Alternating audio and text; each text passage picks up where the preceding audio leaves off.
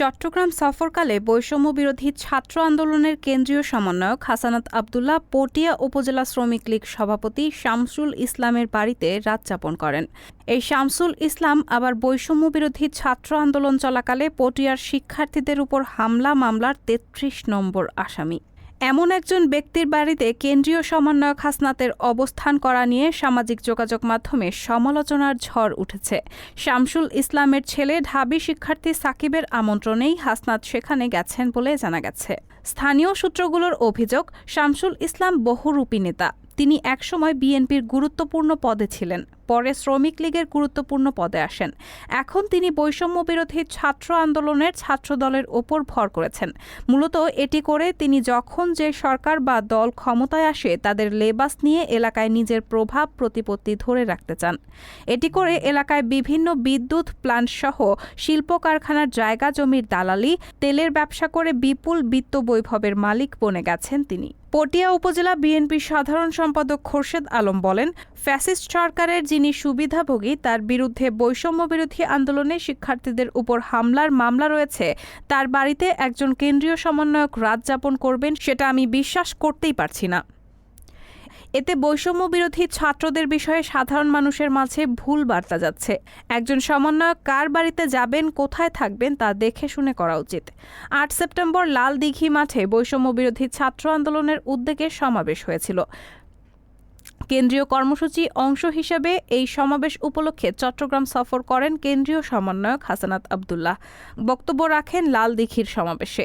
এই কর্মসূচিকে সামনে রেখে চট্টগ্রাম এলে হাসনাত আবদুল্লাহ পটিয়া উপজেলার কোলাগাঁও ইউনিয়নে অবস্থিত পটিয়া উপজেলা শ্রমিক লীগ সভাপতি শামসুল ইসলামের বাড়িতে ওঠেন। সংশ্লিষ্টরা বলছেন, শামসুল ইসলামের ছেলে সাকিব ঢাকা বিশ্ববিদ্যালয়ের ছেলে। হাসনাত আবদুল্লাহর সঙ্গে তার ঘনিষ্ঠতা রয়েছে। এই সুবাদে আন্দোলনের সাথী হিসেবে তার আমন্ত্রণেই হাসনাত আবদুল্লাহ সাকিবের বাড়িতে গেছেন। তার পিতা যে শ্রমিক লীগ নেতা বা মামলার আসামি সেটা হয়তো জানতেন না, জানলে হয়তো হাসনাত সেখানে যেতেন না। তবে এরপরও হাসনাত আবদুল্লাহ শামসুল ইসলামের বাড়িতে অবস্থানকালীন বিভিন্ন ছবি সামাজিক যোগাযোগ মাধ্যমে ছড়িয়ে দিয়ে নানা সমালোচনা ও তির্যক মন্তব্য করা হয়। সূত্র জানায়, শামসুল ইসলাম পটিয়া উপজেলা বিএনপির যুগ্ম আহ্বায়ক ছিলেন। 2001 থেকে 2005 সালে পটিয়ায় বিএনপি থেকে নির্বাচিত সংসদ সদস্য গাজী মোহাম্মদ শাহজাহান জুয়েলের সঙ্গে ছিল তার গভীর সখ্য। তিনি জুয়েল তথা বিএনপির প্রার্থী হিসেবে কোলাগাঁও ইউনিয়ন পরিষদের চেয়ারম্যান নির্বাচিত হন। আওয়ামী লীগ সরকার দ্বিতীয় মেয়াদে ক্ষমতায় আসার পর থেকে তিনি আওয়ামী লীগ দলীয় এমপি শামসুল হক চৌধুরীর সঙ্গে যোগাযোগ শুরু করে দেন। এক পর্যায়ে 2022 সালে এসে শামসুল ইসলামকে জাতীয় শ্রমিক লীগ পটিয়া উপজেলা শাখার সভাপতি করা হয়। বিএনপি ও আওয়ামী লীগের আমলে স্থানীয় এমপি ও সরকারি দলের সঙ্গে তাল মিলিয়ে শামসুল ইসলাম নিজের রাজত্ব ধরে রাখেন। কোলাগাঁও ইউনিয়নে 4-5টি পাওয়ার প্ল্যান্ট রয়েছে। এসব পাওয়ার প্ল্যান্টের জমি কেনা বেচা থেকে শুরু করে এসব প্ল্যান্টে তেল সরবরাহ দেওয়া, কালো তেলের ব্যবসা ইত্যাদি করে কোটি কোটি টাকার মালিক বনে যান শামসুল।